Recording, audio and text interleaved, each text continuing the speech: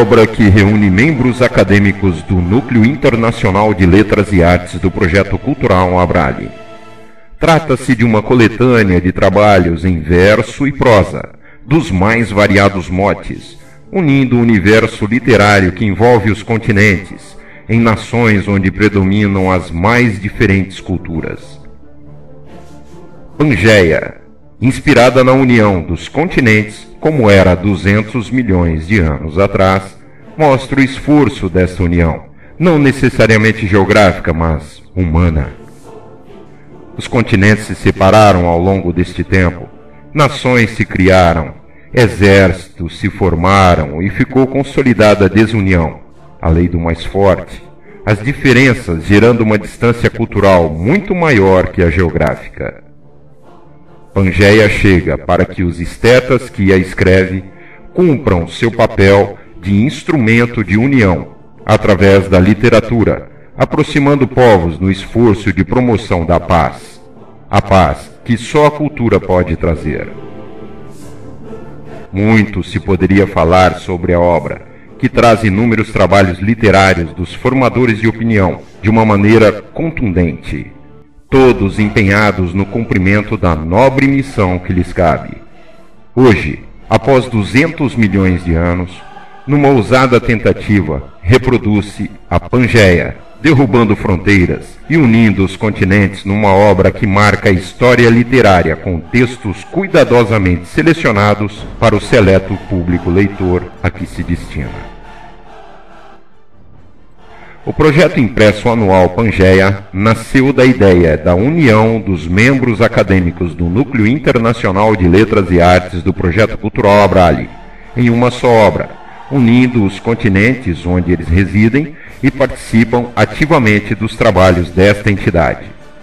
Trata-se de uma publicação impressa que será repetida todos os anos, sempre renovada em seu conteúdo e seguindo as tendências de mote de cada ano.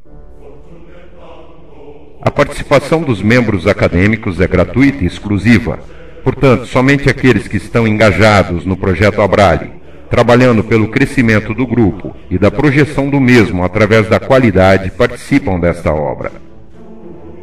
Seu lançamento é internacional, já que o grupo conta com integrantes em todos os continentes. O título da obra não poderia ser outro, numa referência à união geográfica, porém, direcionando o olhar para o ponto de vista cultural. O mote é livre, permitindo a cada participante a livre expressão daquilo que sua cultura expressa, seja em verso ou em prosa. A edição inaugural é a de 2009, que será lançada no mês de novembro. Nesse espaço, o leitor poderá acompanhar cada edição através dos anos de suas publicações. Todo o apoio de divulgação e lançamento fica a cargo da Rede Abrale, Portal Artístico e Literário, Portal RTV, Web Shopping Cultural Abrale e Abrale Promoções e Eventos, sempre com o apoio da Abrale Rust. A venda dos exemplares será aberta ao público logo após cada lançamento e a distribuição de seus exemplares para dezenas das principais bibliotecas do Brasil e do exterior é um compromisso da editora. Acompanhe esta inovação. Serão obras que certamente marcarão o momento literário e a história da cultura a cada edição. A Terra tem a idade geológica calculada entre 4,5 e 5 bilhões de anos. A geologia divide a idade geológica em eras, épocas, períodos, idades e fases.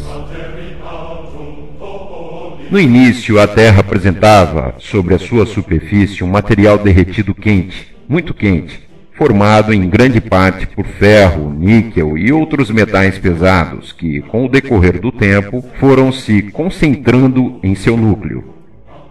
Há cerca de 3,9 bilhões de anos, o resfriamento permitiu a solidificação das rochas, dando origem a uma camada sólida externa sobre a superfície terrestre, que é a crosta. Até o começo do século XX, era consenso entre os cientistas de que, desde que a superfície terrestre se solidificou, os continentes estiveram sempre na mesma posição em que estão até hoje. No entanto, evidências científicas mostraram que isso não é verdade. Pangeia, supercontinente.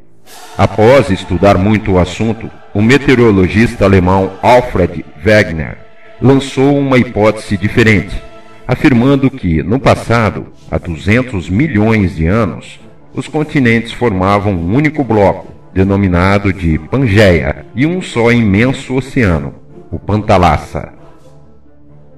Em virtude das forças internas da Terra, a Pangeia teria sido dividida por um longo braço de mar, dando origem a duas grandes massas continentais, Gondwana e Laurásia. Gondwana ao sul abrangeria as atuais áreas da América do Sul, Índia, África, Nova Zelândia, Austrália, Antártida, Madagascar, além do Sri Lanka. Laurásia, ao norte, incluiria as da América do Norte, Groenlândia, Ásia e Europa. No período Cretáceo, 136 a 65 milhões de anos atrás, este teria se dividido em várias partes, inclusive tendo se deslocado até atingir a configuração atual. Esta hipótese de Wegener é denominada hipótese da deriva continental. Wegener alegava que uma das evidências de que os continentes poderiam ter se separado estaria no próprio contorno deles. Comparando a costa da América do Sul com a África, você pode observar que os dois continentes são complementares. Além da semelhança entre os dois continentes, existem outros indícios. Há sinais de uma gigantesca glaciação ocorrida há uns 250 milhões de anos, e esses sinais são encontrados em todas as áreas terrestres do hemisfério sul atual, como no Brasil, na África e na Índia, indicando que esses continentes estiveram unidos no passado e sujeitos às mesmas condições climáticas. O fóssil do pequeno réptil mesossauro, encontrado no Brasil e na África, é uma explicação de que os continentes estiveram juntos.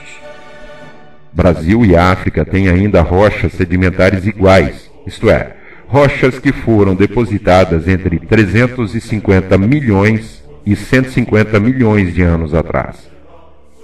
Há cerca de 300 milhões de anos, florestas substituíram o gelo e originaram depósitos de carvão. No sul do Brasil e da África, a Austrália e a Índia existem depósitos de carvão com a mesma idade. Novas provas vieram do mar, com a invenção do submarino e a eclosão da Segunda Guerra Mundial. Nesse período era importante, do ponto de vista militar, conhecer o fundo do mar. Descobriu-se grandes elevações e depressões da crosta terrestre no fundo do oceano. Algumas dessas depressões chegam a atingir 11 mil metros de profundidade, onde há uma intensa atividade tectônica alterando a posição dos continentes. Hoje sabe-se que a superfície terrestre não é fixa, e sim estamos sobre placas, continentes, que flutuam sobre o magma. Portanto, a teoria desenvolvida por Alfred Wegener, a teoria da tectônica de placas ou da translação dos continentes, é que explica a movimentação dos continentes flutuando sobre o magma. A teoria afirma que continentes ou terras imersas flutuam sobre o magma ou astenosfera. Toda esta teoria não foi aceita, sendo até ridicularizada pela classe científica. Foi confirmada somente em 1960, após 30 anos da morte de Wegener. Pangeia, uma obra que vai marcar a história da literatura.